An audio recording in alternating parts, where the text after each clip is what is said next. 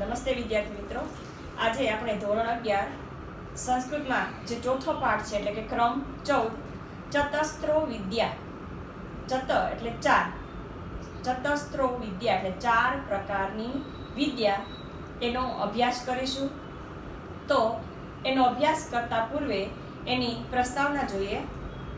સંસ્કૃતના પ્રાચીન સાહિત્યને જોતા જણાય છે કે ત્યાં ધર્મનીતિની વિચારણા કરનારા ગ્રંથો શાસ્ત્રોને ધર્મશાસ્ત્રની અંતર્ગત અને રાજનીતિની વિચારણા કરનાર ગ્રંથો શાસ્ત્રોને અર્થશાસ્ત્રની અંતર્ગત મૂકવામાં આવે છે.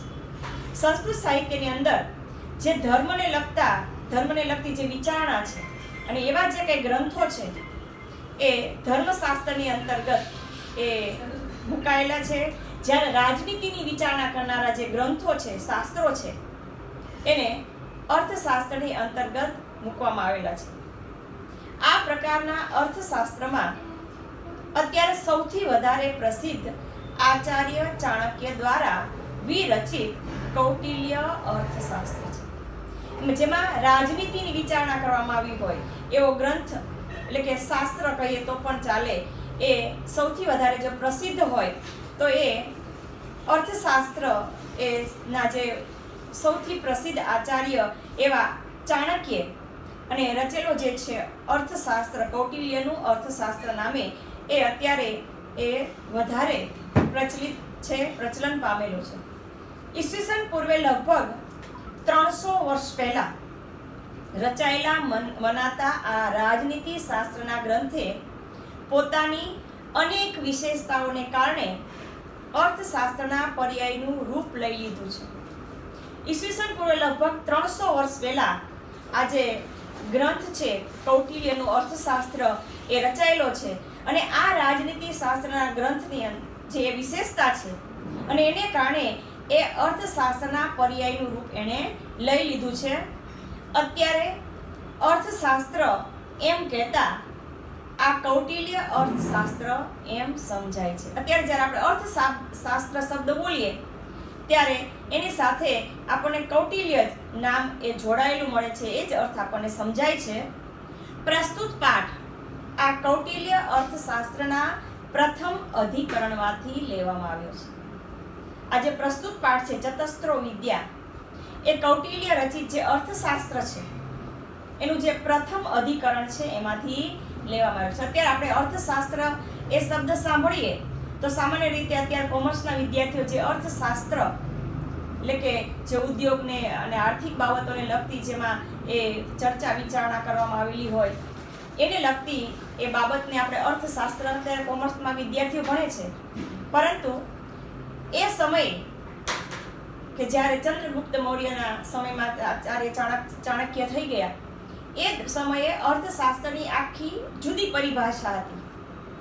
અર્થશાસ્ત્રની અંદર માત્ર આર્થિક બાબતોનો સમાવેશ કરવામાં નહોતો, તેમાં ખેતીવાડી, પશુપાલન, પછી વાસ્તુશાસ્ત્ર એવા અનેક વિષયો, રાજનીતિ શાસ્ત્ર, ધર્મશાસ્ત્ર એવા અનેક વિષયોને આવરી લેવાયા હતા અને એને અર્થશાસ્ત્ર એવું નામ આપવામાં આવેલું હતું. એટલે અત્યારની જે અર્થશાસ્ત્રની આપણે વિભાવના કરી છે, જેનો અર્થ કરીએ છીએ, એ અત્યાર કરતાં એ પહેલાંના સમયમાં કૌટિલ્યના સમય અલગ હતો.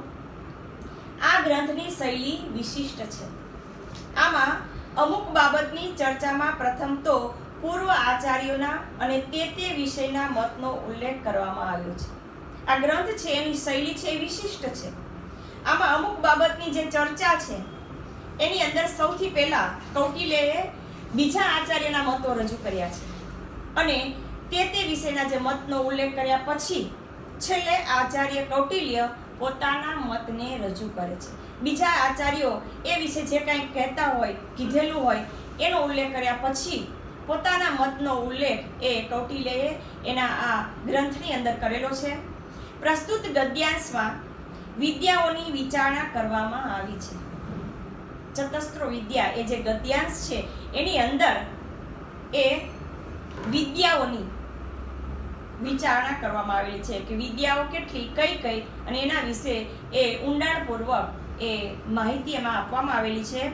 આ પ્રસંગે પ્રથમ માનવ, બારહસ્પત્ય અને ઔશનસ એ 3 મતોને નોંધીને તે પછી કૌટિલ્યે પોતાનો મત રજૂ કર્યો છે. આ ચતસ્રો વિદ્યા 4 પ્રકારની જે વિદ્યા છે એની વાત કરતા પૂર્વે એ કૌટિલ્યએ સૌથી પહેલા માનવ એટલે કે જે મનુના વંશના એ માનવો, ત્યાર પછી બારહસ્પત્ય અને છેલ્લે ઔશનસ એટલે કે દૈત્ય ગુરુ શુક્રાચાર્ય એના મતને એ નોંધીને તે પછી કૌટિલ્યએ પોતાના મતને રજૂ કર્યો છે. આ રીતે આ ગ્રંથમાં કૌટિલ્યની પૂર્વના જે રાજનીતિ શાસ્ત્રના નિષ્ણાંતો છે એનો મત પણ સુરક્ષિત રહી શક્યો છે. એટલે એના પહેલા કૌટિલ્ય પહેલા જે કોઈ રાજનીતિ શાસ્ત્રજ્ઞો થઈ ગયા એના મતને પણ એમણે અહીં સુરક્ષિત રીતે એ જાળવ્યો છે અને સાથે સાથે પોતાના મતને પણ એ ખૂબ જ સિદ્ધિપૂર્વક એણે રજૂ કર્યો છે. રાજા પોતાની નૈસર્ગિક પ્રતિભાથી રાજ્ય કાર્યમાં સફળ થતો હોય છે.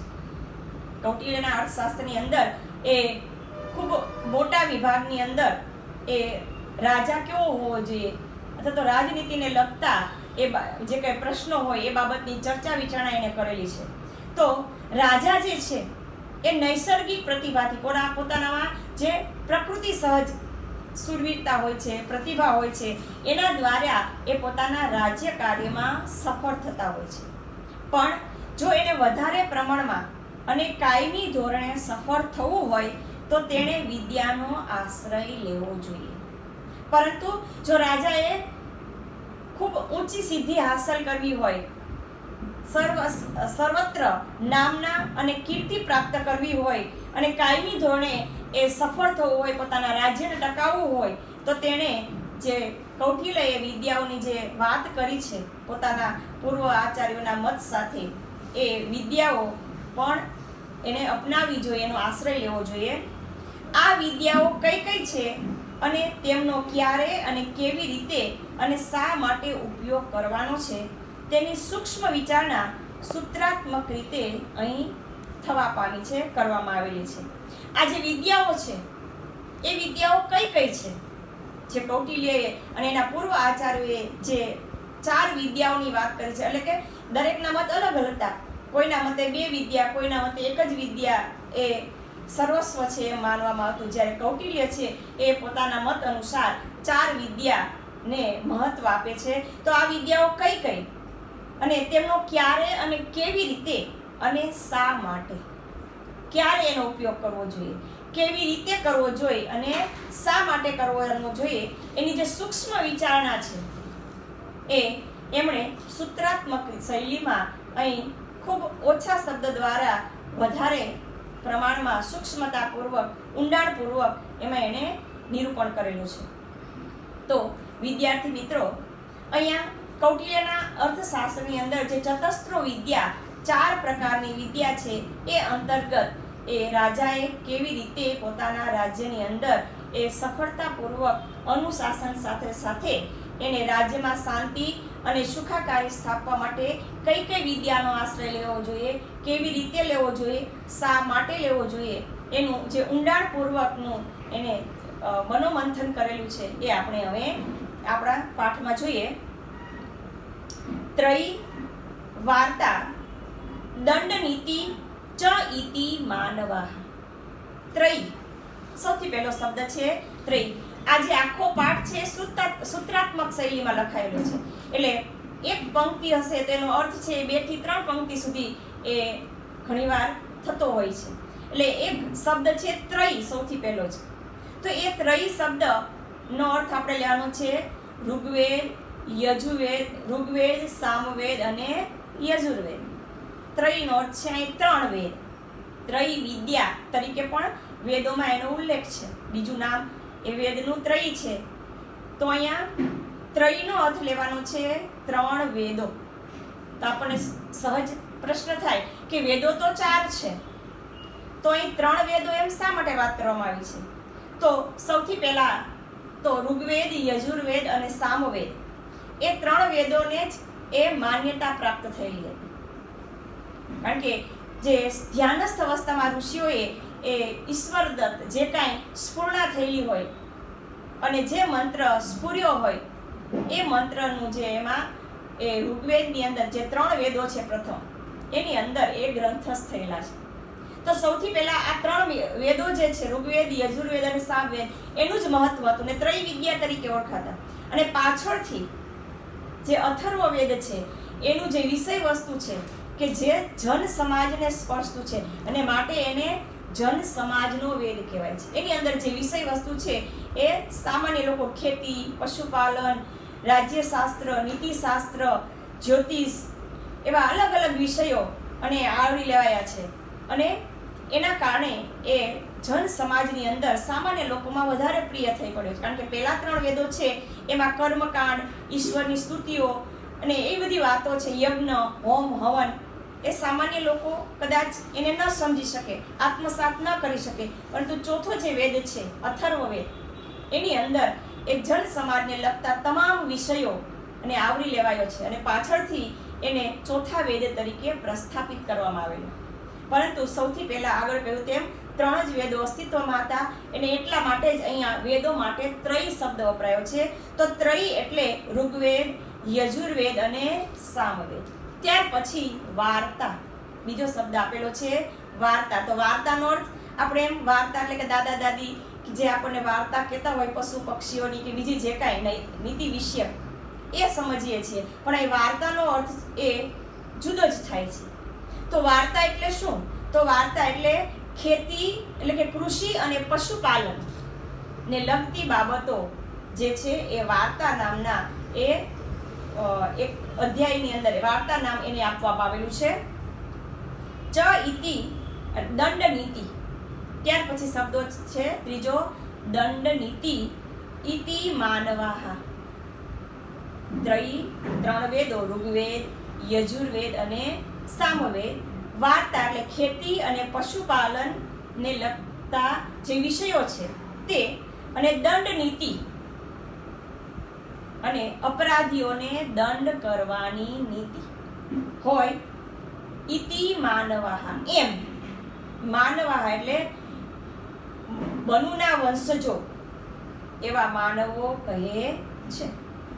3 વેદો એટલે કે ઋગ્વેદ, યજુર્વેદ અને સામવેદ કૃષિ અને પશુપાલનને લગતા વિષયો અને દંડ નીતિ એટલે કે અપરાધીને દંડ કરવાની નીતિ હોય એમ ભગવાન મનુના વંશજો એટલે કે માનવો કહે છે. દરેક માનવો છે એને આપણે એમ કહે છે કે આપણા જે પૂર્વ આદ્ય જે પિતા છે કોણ હતા? તો ભગવાન મનુ એમ કહેવામાં છે. એટલે ભગવાન મનુના વંશજો હોવાથી આપણે માનવો તરીકે એ પ્રખ્યાતિ પામ્યા છે, ખ્યાતિ પામ્યા છીએ. માનવો એવું નામ એ મનુ પરથી પડ્યું હોવાનો એ અહીંયા નિર્દેશ કરાયો છે. ફરીવાર ત્રયી વાર્તા દંડ નીતિ ચ ઇતિ માનવા.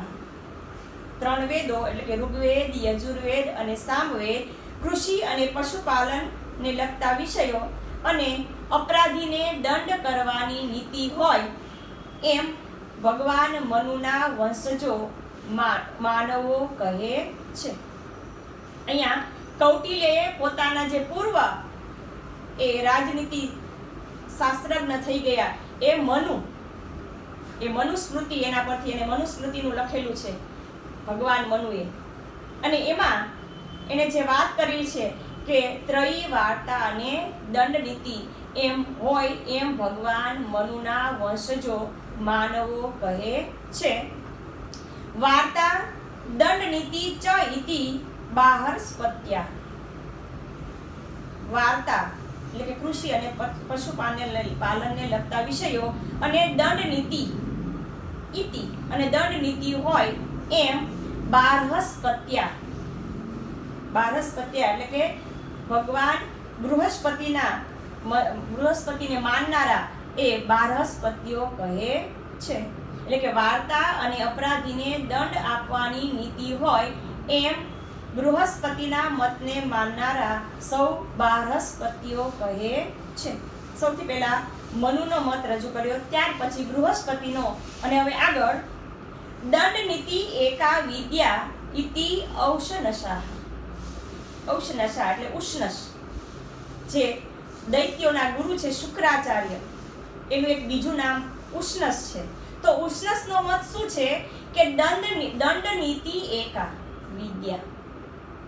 દંડ નીતિ જ એક વિદ્યા છે. રાજાએ જો સુચારુ રીતે શાસન ચલાવવું હોય તો માત્ર દંડ નીતિ જ એક માત્ર ઉપાય છે, એમ કોણ માને છે? તો દૈત્યના ગુરુ શુક્રાચાર્ય એટલે કે ઉષ્ણસને માનનારા સૌ કોઈ કહે છે. ચતસ્ત્ર એવ વિદ્યા ઇતિ કૌટિલ્ય. વિદ્યાઓ ચતસ્ત્ર એવ વિદ્યા, વિદ્યા ચાર જ હોય, ચતસ્ત્ર એટલે ચાર જ હોય, ઇતિ કૌટિલ્ય એમ ભગવાન કૌટિલ્ય એટલે કે ચાણક્ય કહે છે. પોતાની વાત કરી છે કે વિદ્યાઓ ચાર જ હોય એમ ચાણક્ય કહે છે. તાચ, તો આ ચાર વિદ્યાઓ કઈ? તો એમાં એક વિદ્યાનો એમણે ઉમેરો કર્યો છે અને તાચ અને તે આન્વિક્ષિકી. આન્વિક્ષિકી એટલે યોગ્ય પરીક્ષણ દ્વારા, યોગ્ય અને અયોગ્ય પરીક્ષણ દ્વારા કરવામાં આવેલી જે વિદ્યા છે એ અન્વિક્ષિકી ત્રયી વાર્તા દંડ નીતિ છે. અને તે અન્વિક્ષિકી ત્રયી વાર્તા અને દંડ નીતિ, આગળની જે પાછળના જે ત્રણ છે એ વિદ્યા એને આગળના આચાર્યોના મતને એમને એમ લઈને સ્વીકારેલી છે, પરંતુ એને આગળ આપેલું છે આન્વિક્ષિકી એટલે કે યોગ્ય અને અયોગ્ય પરીક્ષણ દ્વારા કરવામાં આવેલી, ચકાસણી દ્વારા જે વિદ્યા છે એ પરીક્ષણ કરવામાં આવેલું હોય એને આન્વિક્ષિકી કહેવામાં આવે છે.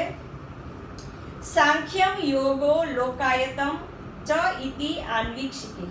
સાંખ્ય એટલે કે પ્રકૃતિ અને પુરુષનું વિવેચન કરાવતું જે દર્શન શાસ્ત્ર છે એને આપણે સાંખ્ય કહીએ છીએ, એટલે ન્યાય શાસ્ત્રનો પણ એમાં સમાવેશ થાય છે. યોગ એટલે યોગ એટલે અષ્ટાંગ યોગ, જે મહર્ષિ પતંજલિ રચિત છે અષ્ટાંગ યોગ એ દર્શન શાસ્ત્ર એ આન્વિક્ષિકી, તે આન્વિક્ષિકી છે. સાંખ્ય અને યોગ એ આન્વિક્ષિકી છે. તો સાંખ્ય એટલે પ્રકૃતિ અને પુરુષનું વિવેચન કરાવતું દર્શન શાસ્ત્ર કે ન્યાય શાસ્ત્ર, અને યોગ એટલે મહર્ષિ પતંજલિ રચિત પતંજલિ જે અષ્ટાંગ યોગ રચેલો છે એ દર્શન શાસ્ત્ર, તે આન્વિક્ષિકી. ધર્મ અધર્મ ત્રય્યા. ધર્મ અધર્મ એટલે કે કર્તવ્ય અને અકર્તવ્ય